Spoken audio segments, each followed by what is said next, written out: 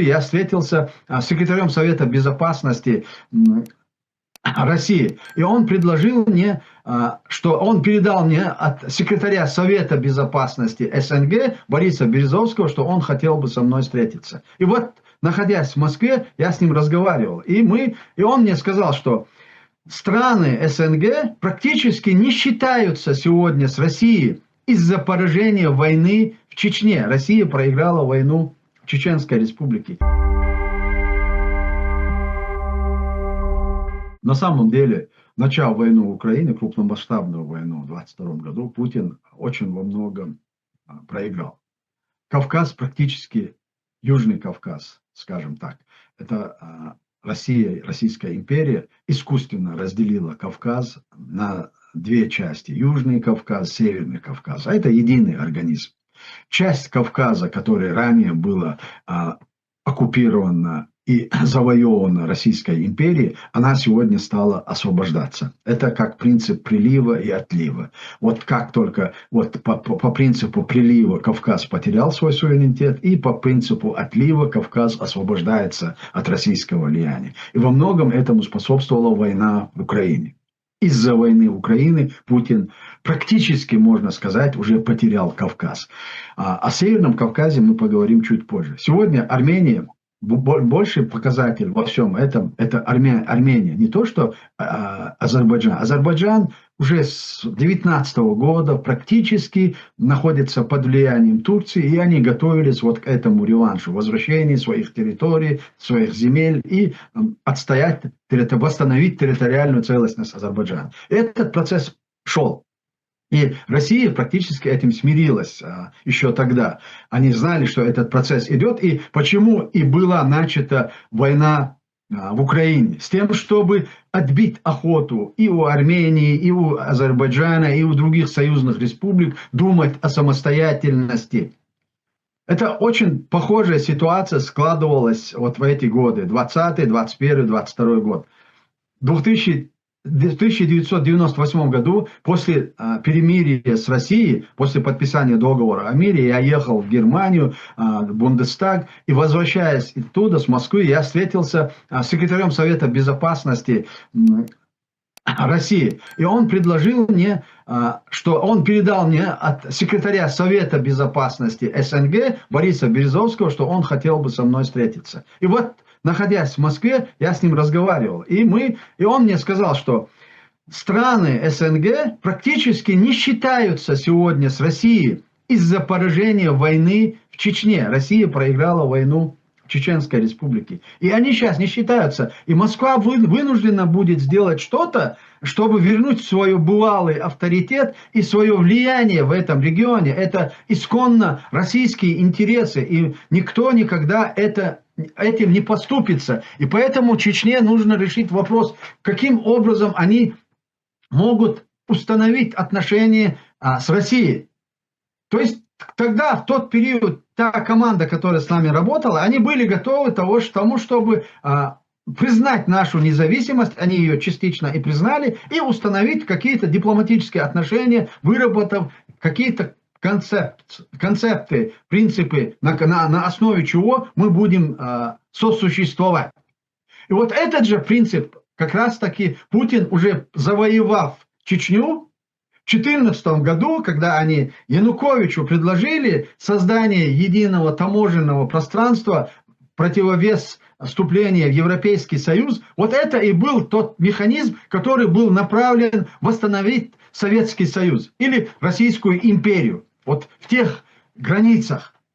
Вот это тогда не сработало. Первый раз это не сработало из-за чеченцев, из-за Чеченской Республики. Второй раз в 2014 году это не сработало из-за Майдана, из-за украинцев. И вот с этого времени Путин понимал, если он не возьмет реванш и не возьмет под контроль Украину, то его мечта возродить Российскую империю, она остается несбыточной. Дело в том, что есть такой политолог, был такой политолог Збигнев Бжезинский. Он в своих работах очень четко прописал все до мелочей, как будет складываться ситуация в Украине и России. Когда начали цитировать Джохара Дудаева: «Зайдет солнце Украины», и что Россия перестанет существовать как империя. И Бзежинский, и Джохар Дудаев очень хорошо знали Россию и суть этой империи. Они не были провидцами, но они анализировали ситуацию и делали выводы, как ситуация будет складываться и как будет развиваться. И поэтому на сегодняшний день вопрос: все, что происходит на постсоветском пространстве, это напрямую связано с Украиной. Вот именно война в Украине освобождает сегодня остальные территории, которые раньше являлись сателлитами России и Российской империи. И Казахстан, и Киргизстан, и другие союзные республики, они в последующем освободятся от влияния, они уже имеют свой тренд, как они будут развиваться. А Кавказ однозначно, он будет свободен. Теперь другой вопрос.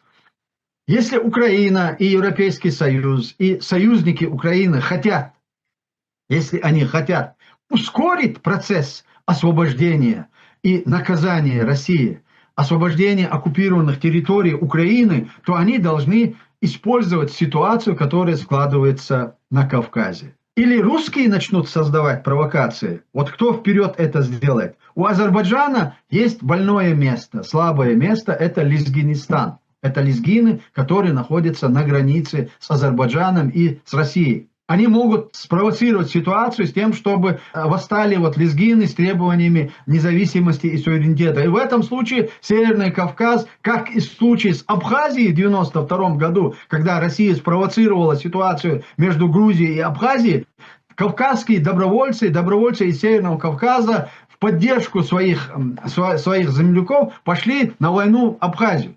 А для России это был повод того, чтобы уже добить Грузию и оттяпать Абхазию под предлогом того, что это якобы сделали кавказские добровольцы. А на самом деле там воевала российская армия, и российская авиация бомбила Грузию и грузинские вооруженные силы. Эта же ситуация может в первом этапе использоваться русскими для спровоцирования, для дестабилизации ситуации в Азербайджане. И поэтому, если сегодня Украина и Европейский Союз, те, которые заинтересованы в том, чтобы наказать Россию и освободить оккупированные территории, им нужно использовать ситуацию с Чеченской Республикой. Вот это та карта, которая должна быть у Украины, вот о котором говорил Трамп, когда у вас нет карты, у вас нет. Вот карты Северного Кавказа – это прямой инструмент для воздействия и для открытия второго фронта против России. А это реально, это возможно, потому что политическую подоплеку и политическую основу для этого мы создали. Был создан комитет по восстановлению северокавказских государств. Политическая структура уже существует. Чеченская республика Ичкерия, первый шаг Рада Верховная сделала, признав территорию Чеченской республики Ичкерия оккупированной.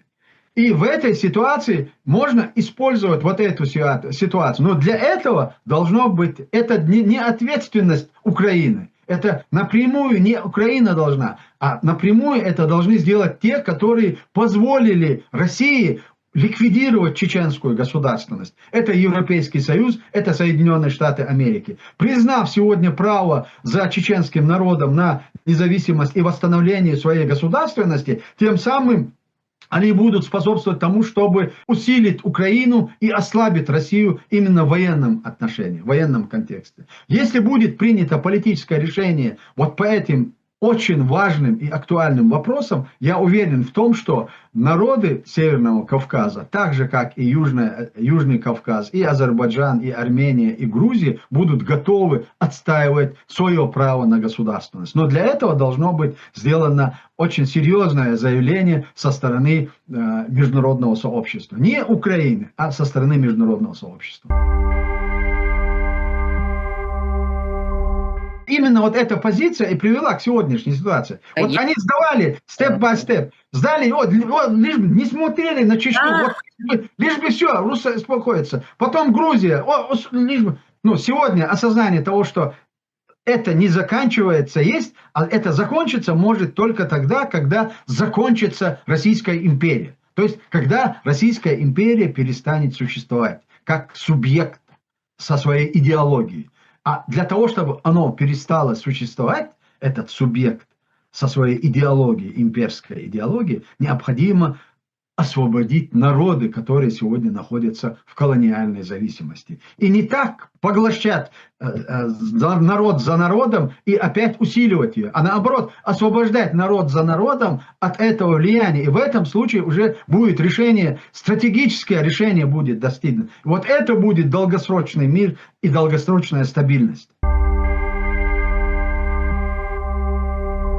Старо как мир. Они не хотят, но все равно все процессы, они идут. Не хотели, чтобы распался СССР, но СССР распался. Сегодня окончательно можно подвести итоги и сказать, что СССР больше никогда не восстановится и не возобновится. Это однозначно.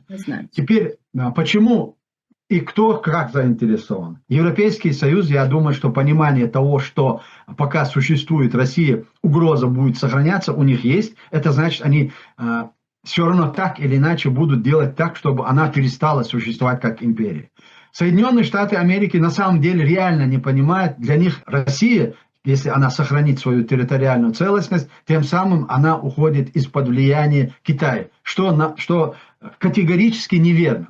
Сегодня вся Россия является сырьевым придатком Китая. В целом вся Россия. Если Россия распадется на какие-то другие государственные образования, очень многие государственные образования выйдут из-под влияния Китая. Тем самым решается стратегическая задача Соединенных Штатов Америки ослабить Китай за счет России, оттянув Россию от Китая. Россию от Китая можно оттянуть только раздробив его. То есть создав несколько государственных образований на этой территории. И эти государства уже будут принимать решения, с кем и как им жить дальше.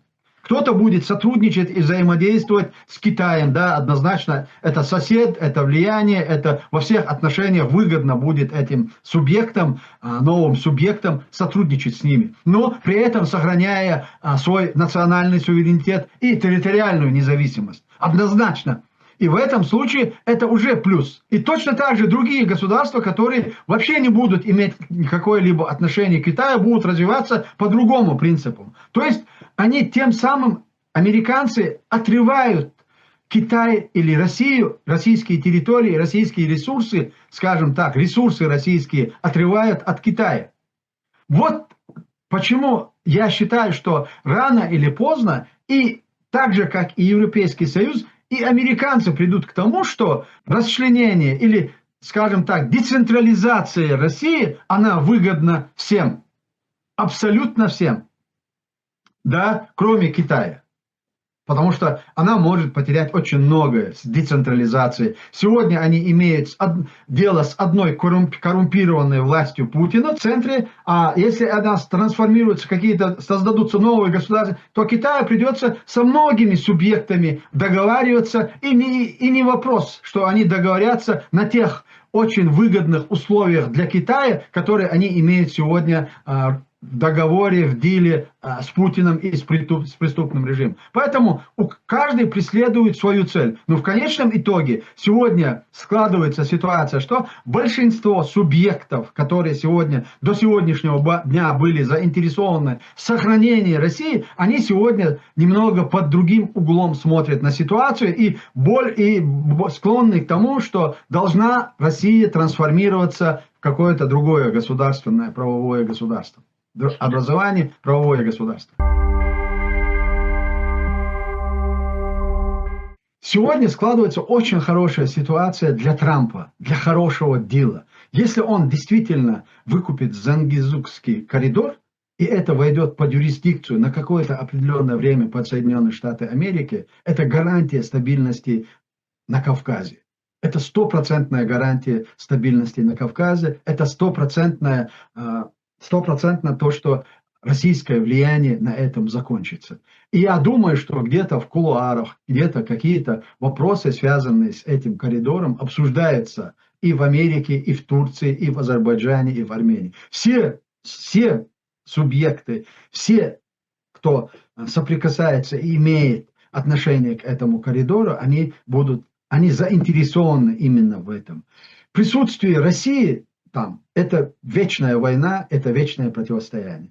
присутствие Соединенных Штатов Америки или какого-то другого субъекта на определенный срок в этом, это гарантия стабильности, безопасности и экономического развития. И в этом ключе я думаю, что подумывают и Азербайджан, и Армения, и Турция. И естественно, если вот на волне вот этих больших, хороших дел, которые все время озвучивает Трамп, если ему удастся сделать это, вот это будет... Вот это может войти в историю с именем именно Трампа. С именем Трампа. Вот это на самом деле очень серьезная будет ставка.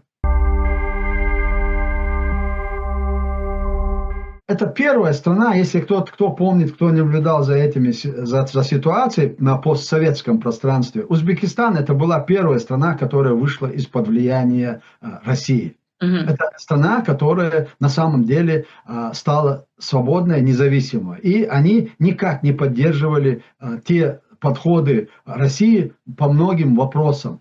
Но используя религиозный фактор, им пришлось добиться того, что они снова вернули свое влияние в Узбекистане. Когда там создались террористические организации, исламские организации, радикальные, которые требовали каких-то невыполнимых условий. Ну, та же самая ситуация, которая складывалась и в других регионах. Используя конфликтную ситуацию между Соединенными Штатами Америки и вот исламскими экстремистами, которые возникли как по мановению волшебной палочки и начали создаваться. Вот этот фактор начали использовать и русские. Потому что Россия всегда привыкла увязывать свои проблемы где-то вот с международными проблемами. Это мы на себе очень хорошо испытали. 1944 год, когда депортировали чеченцев, ингушей, как раз таки Сталин увязал эту проблему с нацистами. Он сказал, что вот чеченцы, ингуши сотрудничали с немецкими оккупантами, с нацистами. Хотя наша территория вообще не была ни один день не была под оккупацией, чтобы с ними сотрудничать. Но тогда для западных политиков это было понятно. Вот нацизм и сотрудничество с нацизмом, да, короче, это наказуемо. И вот все, закрыли тему, вы депортировали нас. Точно так же вот в период после распада СССР Россия стала использовать вот эти религиозные факторы, которые имели проблему для западного мира. И вот таким образом они добивались очень больших успехов и подводили под свое влияние многие регионы. Вот это произошло тогда из Узбекистана. Но сегодня я думаю, что вот как раз таки война в Украине и то, что Россия занята Украиной, многие республики, бывшие СССР по СНГ, они сегодня становятся... Кто-то уже стал абсолютно свободным, независимым, но другие уже идут в этом направлении. Вот эти процессы идут. И они касаются сегодня и Средней Азии, которые сегодня на самом деле реально или под Китай, или под Турцию, под чье-то влияние они переходят, но выходят из-под влияния России. Я не эксперт по Кадырову, я очень не люблю говорить на эту тему. На самом деле, потому что я 100% знаю, ни Кадыров, ни его окружение, ни его отпрыски не имеют никакого значения для изменения существующего формата власти. Будущее Чечни решается в Украине.